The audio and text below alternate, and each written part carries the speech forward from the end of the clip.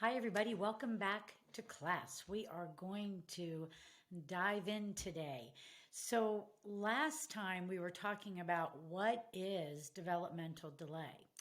And this week, what we're going to focus on is tying it into the word stress.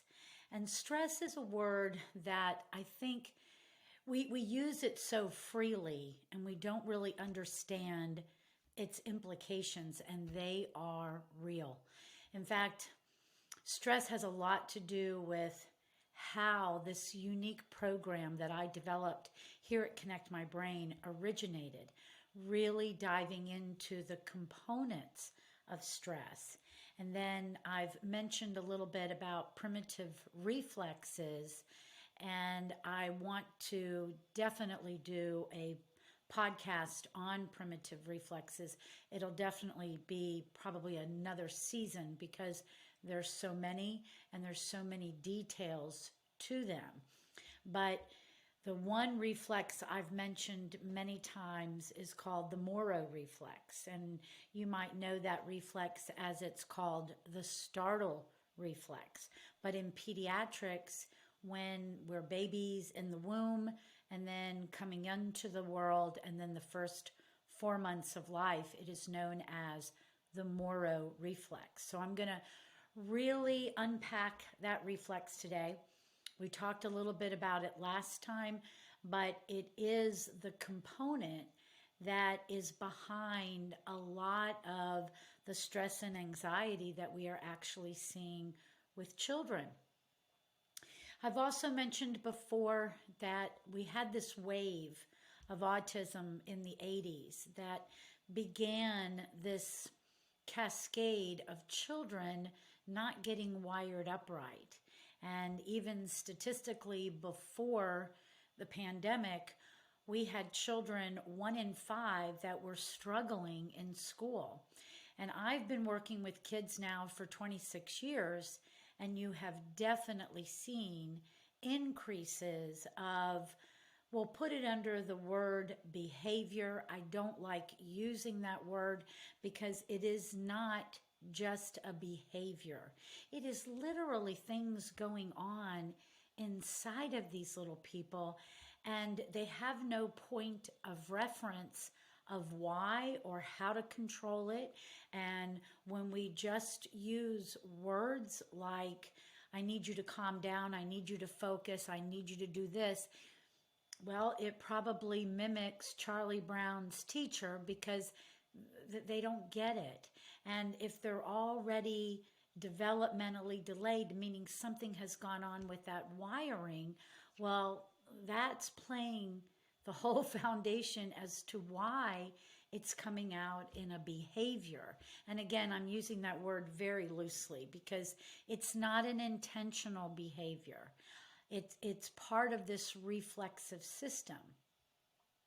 And then just from what we've gone through as a culture for the last 2 years, and I personally don't think that we are through it yet, but our children have really been impacted by everything that's been going on in the environment.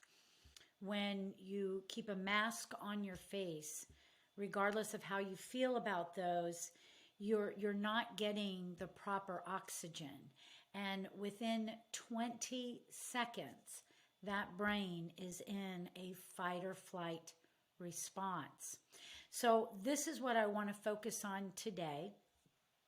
I want to talk about stress in general, what it means for human physiology, and then how it relates to development, specifically looking at where does this fight or flight come from in the developmental progression, how our children have already been in this progressive direction of not wiring up correctly. And I believe that we are at an absolute tipping point right now with everything that's going on and how it's impacting our children. I can't even begin to tell you since the last podcast how many people have come to the office with their children. I'm forever grateful, but we also have a lot of children that they're just not okay, and we got to help them. All right, so let's dive in. Let's talk about stress. We use this word so lightly, but it is absolutely a physiological event that goes on inside of us. So, some stress is absolutely needed. Pushing your body into stress has a benefit. So, looking at how we exercise, for example, bringing the heart rate up, lifting weights, taxing our muscles, doing flexibility, increasing the length of muscles, and doing things that are going to push that body just a little bit, enough to actually create some kind of novelty in the system. I love watching the kids. One of the things that we do here is we have a 1,000 club. And after you've mastered working on the interactive metronome, you're going to do the metronome while sliding on a hockey slide. And you have to go all the way up to 1,000 repetitions. So they start at 100, and each time that score is under 100, then we're going to increase the repetitions by 100 until they reach the 1,000 mark. And so we've created a 1,000 club. Now, this is kind of a difficult challenge. It could be for really anybody, sliding on an unstable surface. But children that have been working on putting their body mechanics back into the proper direction, putting them on an unstable surface is a bit of a challenge. And so lots of times they'll fall while they're sliding, and we're on the sidelines cheering them on, going, it's okay. Your brain, you just really got your brain's attention, and now your brain's going to try to figure out what you're doing because you're doing something novel. So that's a light stress, but it is so beneficial.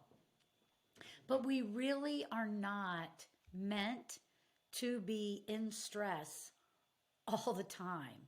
And there are so many histories that have red flags of stress that really give more of an indication that that person is in chronic stress. This was actually how I got into neurofeedback back in about 2006, 2007, and then officially 2008, but on my path beginning around 2006. Because I really find knowing about the primitive reflexes, applying the primitive reflexes, teaching about the primitive reflexes, it's a very, very beneficial part to understanding the neurology of the human body. So this Moro reflex, it's going to come on board 9 weeks of pregnancy, and it's activating 3 things in the neurology: arousal, CO2O2 reflex, and the sympathetic nervous system. Now, if you missed all those details on that particular reflex, listen to last week's podcast on defining developmental delay, and we go into it even deeper. But arousal is linked to the rhythm of the sleep-wake cycle. It's also linked to that I know that I'm going to be cared for and attended to. Then I'm going to learn how to attend to myself. And once I learn how to attend to myself, I can attend to others or pay attention. You think of all these kids identified as attention deficit, and you have a primitive reflex that literally identifies this. Why we're all not looking at their development is just crazy to me. The second thing is about making sure you have enough oxygen. Okay, so this relates to even SIDS. When a baby unfortunately passes from SIDS, this particular reflex is not working properly, and this baby is not getting the message that it needs oxygen. When the Moro reflex happens, like literally the mechanical aspect of it, the baby is in flexion, and a baby is going to be in flexion normal flexion till about 3.5 to 4 months, when its body will begin to open up more to the environment. So this reflex literally is taking them from flexion to extension back to flexion. And it's a very quick movement, but it literally has those three parts. At the beginning, when the arms extend back and the legs open up, you're taking a quick inhale. And then as the body comes back into flexion, you're actually exhaling, and it's twice as long as the inhale. Well, there's a reason for that. There's a physiological shift that's going on. And that physiological shift is the counterpart to the fight or flight, or parasympathetics, also known as rest, feed, and breed. So this is our autonomic nervous system. It has two parts. It has the sympathetics and it has the parasympathetics. The sympathetics is the stress response, but it's also associated with every time you take a breath in. And then parasympathetics is rest, feed, breed, and associated to your exhale. And it's always meant to be longer than your inhale. So here's this idea of a fight or flight also associated with the breath that's keeping you alive. So it's not that the sympathetics is bad. It's part of the autonomic nervous system. It's what you do. But when we have too much stress in our life, the tendency is we literally change our breathing pattern. You know, if you look at a newborn baby, they've got that little Buddha belly is what I call it. That little belly just innately rises and falls. But something happens when stress continues for a very long time. We move from being a belly breather to a very shallow breather, and we're only using the upper part of our lungs. Your lungs literally are through the entire rib cage. And if you're not sure where that is, put your hands around your body and feel that's half your torso. So you're meant to be taking very deep breaths. And the abdominal muscles are part of literally capturing the diaphragm, pulling it down, and the diaphragm is right below your lungs, capturing that diaphragm, pulling it down. And when you do that, you literally expand the lungs. And the lungs are like sponges.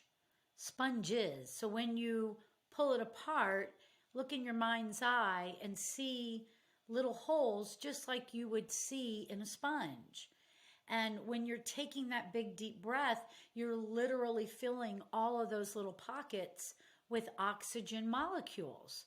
So if you're not breathing deeply, you're not getting enough oxygen. So if we're not breathing correctly, if our faces are always covered, if we don't exercise some, we're never really getting that full capacity of oxygen that we're meant to have. And it's very interesting because in practice, this is one of the things that I'm seeing almost in every single child that I assess, is that they don't have proper endurance. And kids that are fatiguing so quickly. Last week we talked about adaptation. When these children are fatiguing so easily, their adaptation is coming at a cost because they're not going to be able to keep up. We got a little person here who literally just says how tired he is all the time. And he's 5. So that doesn't match, right? You would never expect a 5-year-old to feel that tired. So this is the idea of looking at what is really going on with a very simple part of understanding how our bodies respond.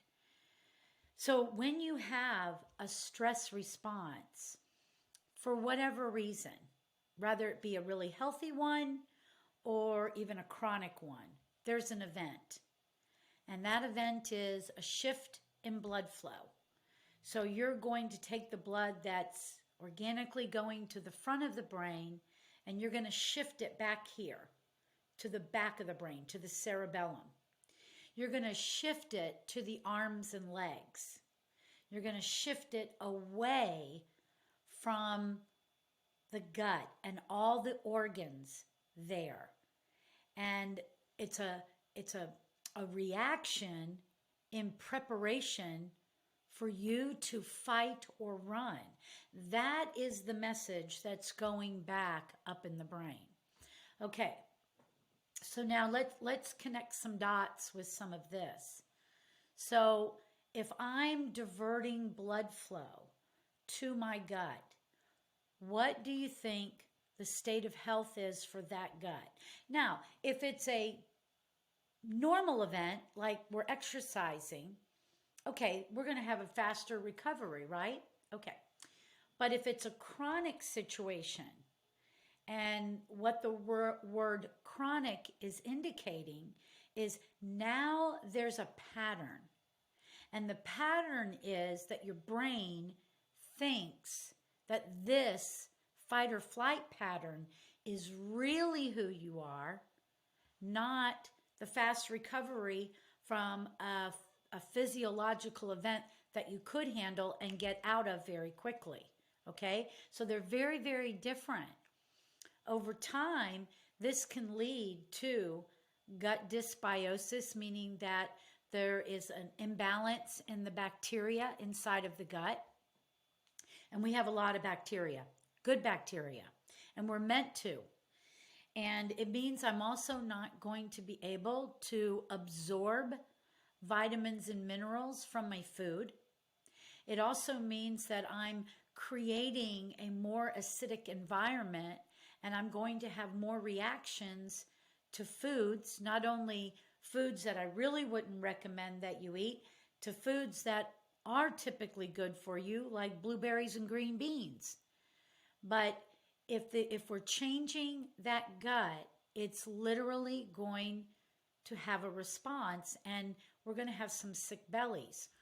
Well, again, over the years of doing this, that is exactly what I see. We do functional labs here.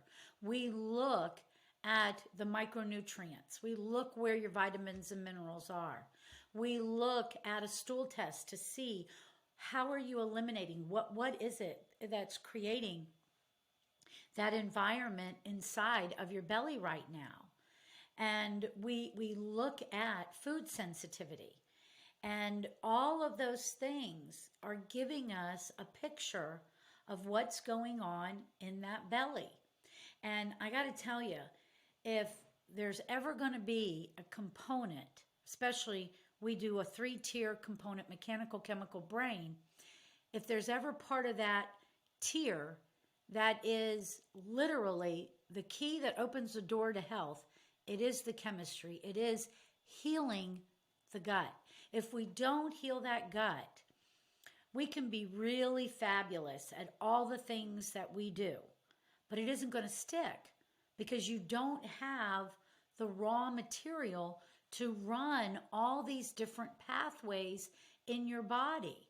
Like the citric acid cycle. I don't know if you'll remember that name from biochemistry, but literally it's the taking in of your foods, fats, carbohydrates, and protein, feeding them into the cycle, mixing it with vitamins and mineral in order to create ATP.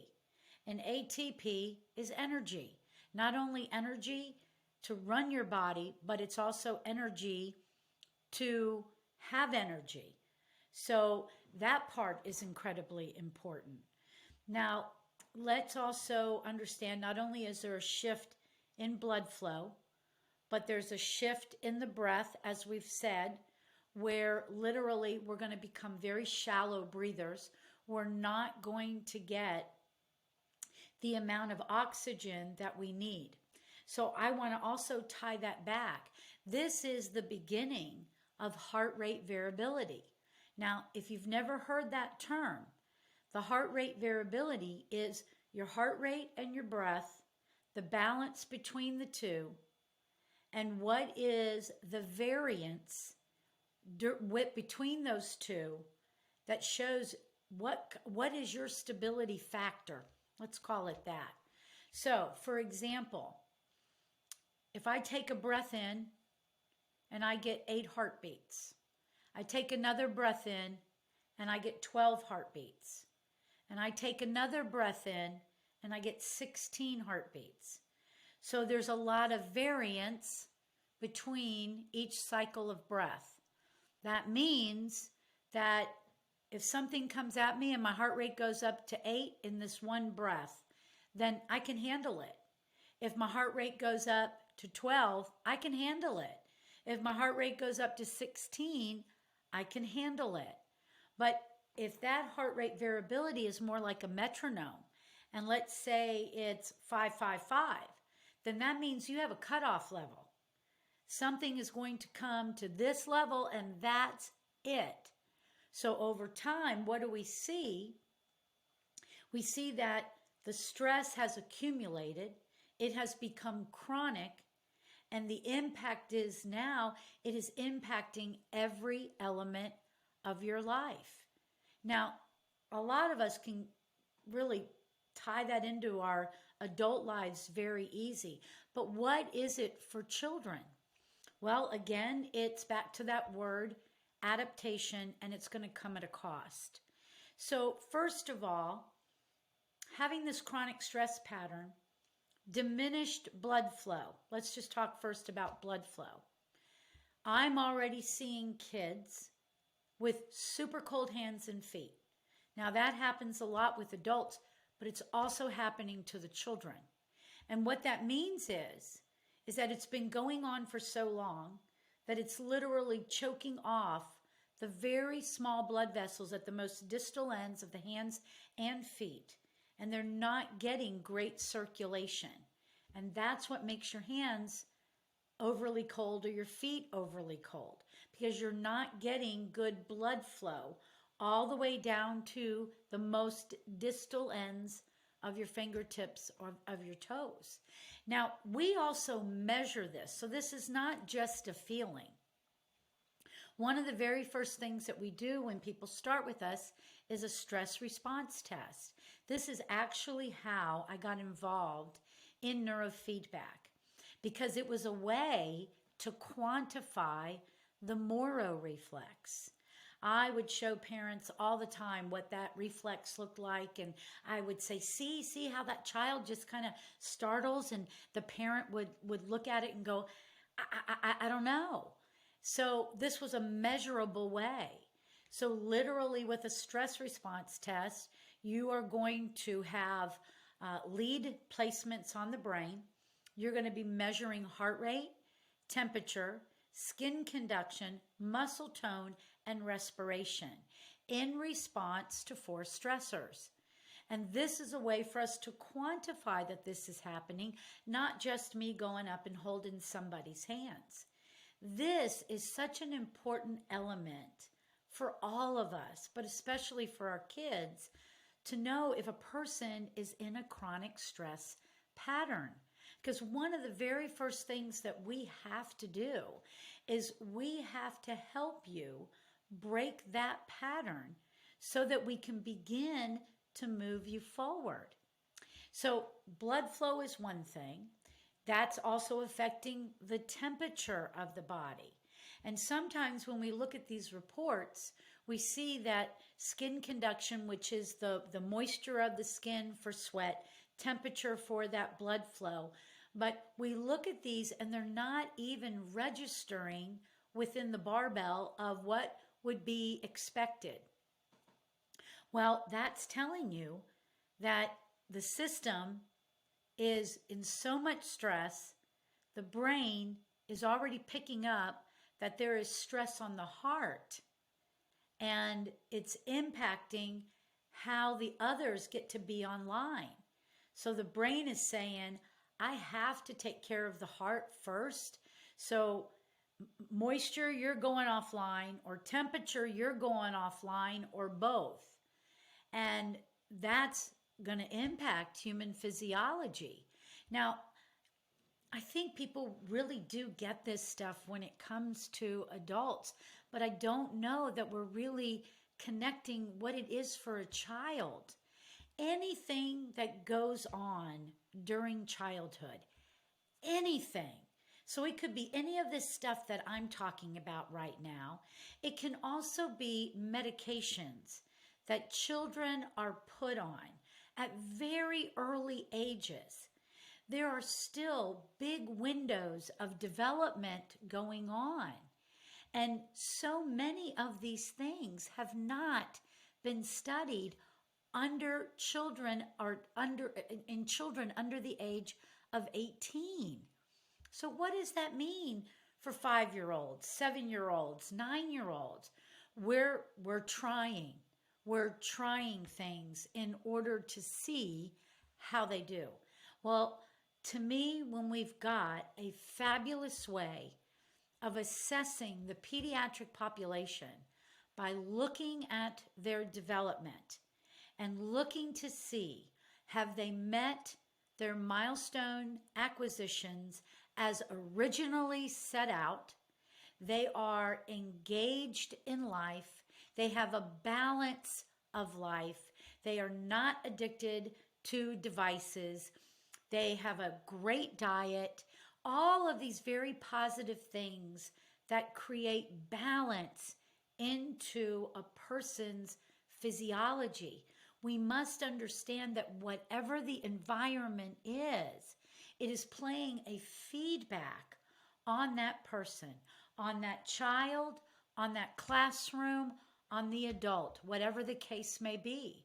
Look at the environment and ask yourself, is this the expected outflow?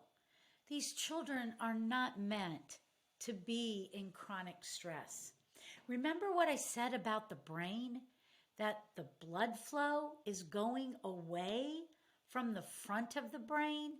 So do we remember what's in the front? These are our frontal lobes. This is executive function. All right, let me just bring it around in a little connection for us. When we come into this world, we're fully formed, but we're not fully functioning. We're down in our brain stem. We must go through the progression of development to wire that brain up. If this child is in chronic stress, and this, certainly there can be hard situations going on in families, and stress has happened and it's impacted. But it's not always those scenarios. It's not always these big picture kind of ideas. Sometimes these little people are just kind of going about, again, they have no point of reference to come up and tell you, say, hey, I don't think my frontal lobe is working. They don't have that kind of reference. They don't have the kind of reference to go, I don't hear very well, or I think I'm hearing after the teacher talks, or sometimes my eyes play tricks on me and I can't really follow a line of print, or every time I eat protein, I get a bellyache. They don't have the point of reference for that. So what is like one of the biggest red flags you could ever see is a child avoiding something. That is the most important thing to realize, is that kids are innately designed to go towards. And when they have pulled away from anything, like riding a bicycle, I think one of the areas that saddens me the most is, I love to speak to children every time I'm out. I'm just very drawn to children. I love their big eyes. I love their big smiles. Watching their little faces covered up and what I saw in their eyes. Even our eyes tell us when I'm happy, when I'm playful, when I'm excited, and when I'm sad.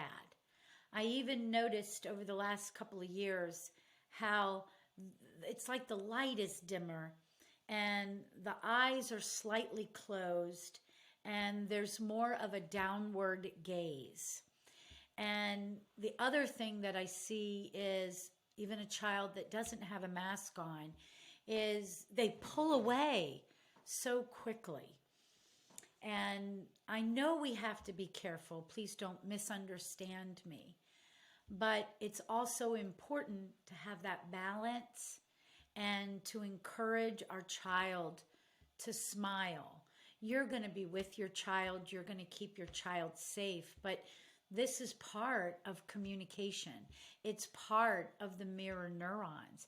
And when we're practicing literally that withdrawal posture, we are literally sending a feedback message back into the neurology that could literally pull that child back into the withdrawal reflexes. Your withdrawal reflexes are the first reflex to come on board in the womb. And let's just imagine for a moment what's in the womb. Amniotic fluid and the baby. And it's really interesting because they even have video footage that shows this early part of development within that first 8 weeks of life. They'll show the baby's thumb coming towards its mouth and literally the baby pulling away. We first learn how to withdraw. We first learn how to perceive potential threat and to move away. Now, if you've ever taken a physiology, kinesiology class, they talk about the crossed extensor reflex. You literally, if you go and step on a nail, which I really hope you wouldn't do, but if you do, your body is innately going to recoil off of that nail. Same thing is true if you're cooking, and unfortunately I use this reflex quite a bit. I burn myself, and what do? You don't sit there and just let your arm toast. You just go, I got to get away. So where did that come from? Do you ever stop and think, where did these reactions come from? And this is way before sensory motor. These are the reflexes. And those particular reflexes from temperature and sharp pain literally are stemming from the withdrawal reflexes that you have to first learn what could potentially be noxious or threatening and pull yourself away. So if this little person going up and you're saying hello to them, and any person outside of their immediate world they're pulling away from, they're actually practicing that reflex. And it literally could lead to stress and anxiety. I've been kind of overwhelmed by the number of children today that are expressing that they're anxious or that they worry a lot. And you'll ask them, well, what are you worried about? I don't really know. Again, because they really don't have a point of reference.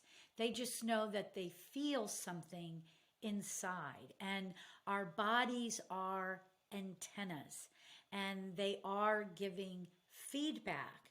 Just like we're talking about these physiological events, when we look at that stress response and we don't have the proper heart rate variance, then literally it is a pattern that is beginning in the cardiovascular system and is indicating a greater risk of some type of cardiovascular stress down the road. Now, I know sometimes all of this just sounds so much. And let's focus for a minute on some good news. The good news is when you measure this stuff, when you run these tests and you figure out what's going on, you can create a plan that is going to make sure that you are changing those patterns. It is so important. I really would like to speak to the young families, especially those that have had babies over the last couple of years. We have been in a culture of stress, and I want you to be aware of your little one. And your baby should be comfortable with you. Your baby should be comfortable in all positions. Your baby should be comfortable on their belly. They should be comfortable on their side, on their back. If they're not, that's a red flag. If your baby avoids anything like eating or sleeping or sleeping too much, that's a red flag. That's very rhythmic in the beginning. So if you don't see that happening, please feel free to reach out for a complimentary consultation with me. Even if I'm not immediately in your area, perhaps I can help. But if you're here in the Atlanta area, I want you to reach out and let's talk about your child's development. Our school age kids from first grade all the way up, their environment was changed on them very, very quickly. One of the things that ties back to the Moro reflex is not handling change well. We would also say they can't transition well. That is a sign that that fight or flight response is really elevated. And that fight or flight response is something that's innately known, not only with every single breath that we take, but it was our initial response when we first got here. If we were ever uncomfortable, if anybody ever handled us too hard or moved us too quickly, we cried. And that was our way of communicating. So it's important for us to know what our children should be doing so that we can monitor their progress. Stress is not just a word. It is truly a physiological event. If you are in a lot of stress and you're thinking about having a baby, I would strongly encourage you to either check out with us or somebody and measure it. See if you are in stress and then work to prevent that. One of the things that I really would love to expand in my office is working with couples before they plan to conceive their baby. Because if we look at what's going on, we're finding your state of health before conception. How I got into this whole type of a practice was I read a piece of research probably 20 some years ago, and it really intrigued me. It talked about that.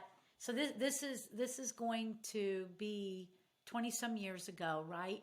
So let's just say this would be anybody now 50 and above. But it was saying that if you were over the age of 30, you were more likely to get a diagnosis within the top 6 areas of pathology.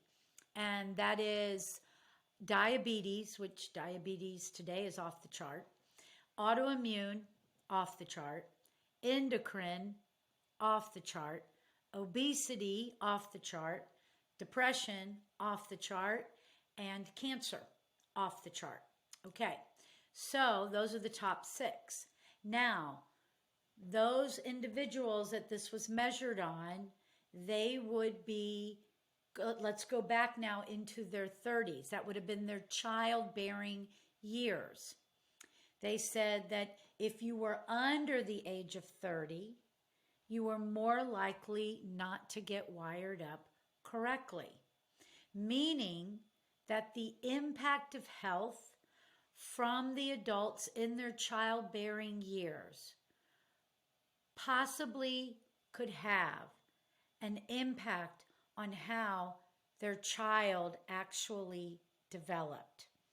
That's why when I look at histories, I get a very extensive history, and I want to see all the red flags because it really creates a blueprint of what happened. And from all the information that I've been able to gather over the years, it really lines up. Mothers have told me that they had frequent headaches, or they would get very irritable if they didn't eat timely. They could have some sleep issues. They could have either trouble gaining weight, losing weight, all these things that went into those 6 categories that we were talking about. And that they would go and try to get some testing on it. But because what happens in our traditional model of healthcare is the lab within normal limit ranges, they change it every year based on who took the test, and that's gender, age, etc. And then they narrow that or expand the within normal limits, so it looks like everybody's within normal limits, but that person still feels those symptoms. And then it's during their childbearing years, they get pregnant, and now whatever state of health they're in has now had an impact on their child's state of health. So as a couple, if you are planning on having a baby, let's get to your state of health. Let's find out what your numbers are. Let's find out where your body is so that you have the best opportunity to have a healthy baby and start a wonderful family. Stress impacts us all. It impacts adults. They feel it. The quality of your life can be just wiped out. For those that are young and looking towards their future, stress can have a very dampening effect. It is having a very dampening effect on our children. And I can tell you that there is hope and there is a way to turn every bit of this around. I hope you'll give us an opportunity to show you how. So I'm going to wrap it up for today. Thanks for joining. I hope you got something out of this that you can apply. We would love for you to share our podcasts with your friends, and make sure you sign up and subscribe so that you don't miss one of those brain pearls that we discuss each week. Stress is something that can be overcome. Even trying to tell you to just go out and exercise, it's not doing it safely. I don't know your state of health. And making sure a person exercises safely is very important to me. Well, I hope you have a great rest of your week, and we will see you next time.